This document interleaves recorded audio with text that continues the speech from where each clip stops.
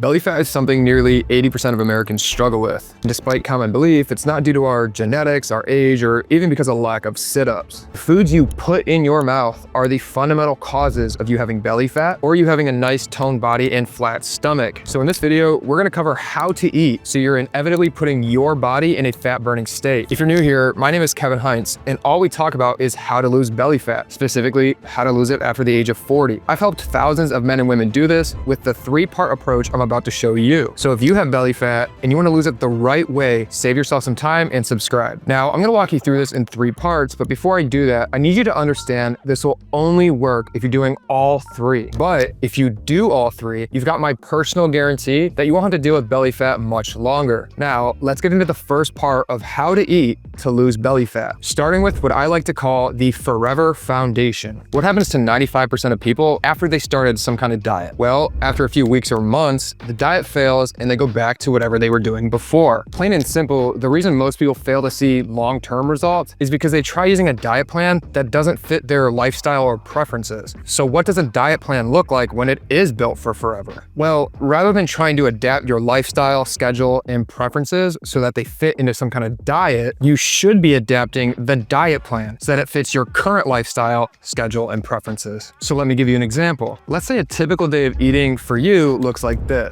In the morning, you have a light snack, something you can easily grab and eat as you get ready or on your way to work. For lunch, you pick something up on your break and you eat it in the break room, your car, or whatever. And when you finally get back home for the night, you throw something in the air fryer or the microwave because you don't feel like cooking. This type of routine works great for you. It's easy and convenient, but unfortunately, it's caused you to gain some weight. So what do? You do what most people do in this situation and you try eating healthier. So now, instead of a convenient snack in the morning, you're throwing together a proper breakfast. Instead of getting takeout on break, you're either cooking something yourself or eating something you spent a ton of time prepping over the weekend. And instead of taking it easy when you get home and eating something low effort, you're prepping, cooking, eating, and cleaning for yourself and maybe even your family. This is a real world example of trying to fit your life into a diet rather than adapting your diet into your life. All of a sudden, you're waking up earlier so you have time to make breakfast. You're spending what used to be your relaxing time on the weekends, now prepping meals for the entire week. And you're getting home from an exhausting day of work only for your day to not be over because you have to cook something time intensive. This is why people quit. Your current routine exists for a reason. It's convenient for you. You don't really have to think about it, and maybe it just feels natural. A forever foundation looks just like your current routine, but with a diet that follows parts 2 and 3 of this video. So before we move on, I want you to think about your current structure, what you like to do for breakfast, lunch, and dinner, and whether those meals will be something grab and go, fully cooked at home, or even from a restaurant, because those things are what will fit your diet plan into. Now, part 2 is what will actually put your body into a fat burning state. But before I talk about that, I wanted to quickly show you my client, John, who used this whole system to get his body back at 50 years old. John is a CFO and has worked with me for around 6 months. He, like many of you, would go through these up and downs with his weight because he'd only be able to follow a diet for a short period of time. But when he signed up with me, we built him that forever foundation so he could live his life as he prefers, but also lose the weight. This is John today, claiming he couldn't be happier with his new body. If you're interested in getting my help, just like John did, just click the first link below and apply for my help. But now let's get into part 2. Part 2 is how we're gonna put your body into a fat burning state. And we do this by implementing a calorie ceiling. A calorie ceiling is simply a limitation on the number of calories you allow yourself to eat each day. But what should this number look like? What should it look like for you specifically? Well,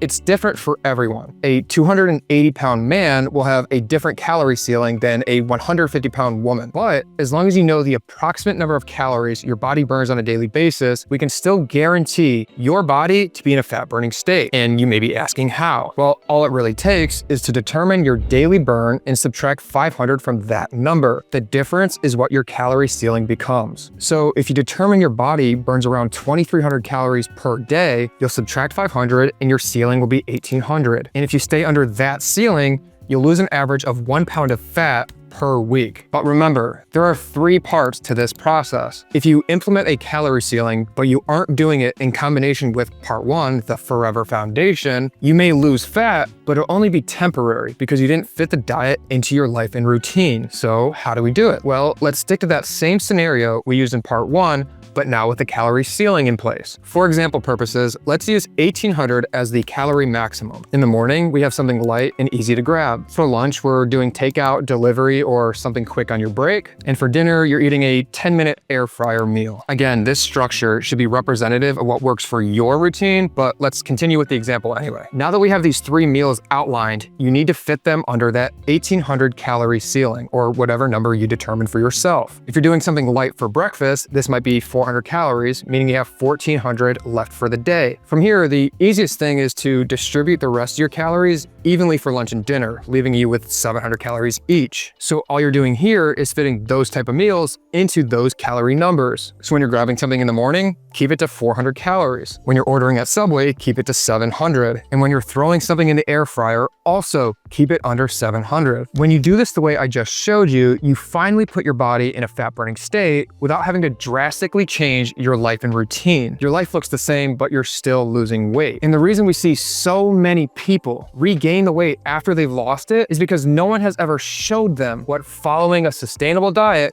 actually looks like. At this point, you may be wondering what's left. What could part 3 even be if I'm in a fat burning state and it's sustainable for me? Well, unless you want to end up skinny fat after losing all the weight, you need to also be following part 3, which is implementing a protein floor. Just like we have a ceiling for the number of calories we consume, we must have a protein floor, or a minimum amount of protein you get each day. It is inevitable to lose some amount of muscle mass when you're dieting and losing weight. The problem is most people do this incorrectly, so they lose too much muscle mass, resulting in a skinny fat physique. So why does this happen? Well, the muscle in our body burns significantly more calories at rest than the fat in our body does. Meaning, as a survival mechanism, our body tries to decrease our muscle mass so we don't require as many calories to survive. But your body doesn't know that you're not on the brink of starvation and that muscle mass is critically important. Burning more calories at rest means you have to do less to keep fat off. Your body is burning more just by existing. But if you lose that muscle mass, you'll burn fewer calories at rest, making it easier to find yourself in a surplus again, meaning you'll gain the fat all over again. Establishing a protein floor will help you hang on to muscle mass so you don't just keep fat off, but you have a more toned body as well. So what should your protein floor look like? It's pretty simple. Multiply your current weight by 0.8 to get an idea of how much protein your body needs. If you're 250 pounds, this would be around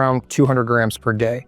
And I know this may sound ambitious, but that's all right. You can work your way up to it. The benefit to that amount of protein is you'll stay full all day, even though you're actually dieting. So for one last time, I want to go back to the scenario we used in parts 1 and 2, where breakfast is a 400 calorie grab and go, lunch is 700 calories and takeout, and dinner is 700 calories in a convenient meal at home. Let's say you weigh 210 pounds. We'll multiply that by 0.8 to get our protein floor of 168 grams, meaning we have 3 meals to reach that number. Meal 1 could be 2 Oikos Pro yogurts and a protein shake. This is 410 calories, 60 grams of protein. Meal 2 could be a Subway rotisserie chicken protein bowl with double chicken and a bag of protein chips. This is 660 calories and 85 grams of protein. And for meal 3, we have 730 calories left before we hit our ceiling, and we only need 23 grams of protein to hit our floor. As long as you're considering those 2 things, you really can eat whatever you want. But just to give you an example, meal 3 may look something like lightly breaded chicken strips in the air fryer and even some ice cream. This was a real world example of not just how to lose fat, but how to actually build a structure and diet plan for the long term, something made for your lifestyle. So just to recap, part 1 is the forever foundation where you're building your diet around your life rather than squeezing your life into some kind of diet. Part 2 is establishing a calorie ceiling to put your body in a fat burning state. And part 3 is setting a protein floor so you keep your muscle mass, keep the fat off, and are left with a more toned physique. If you want my help with losing the belly fat, and I'll do all of this for you,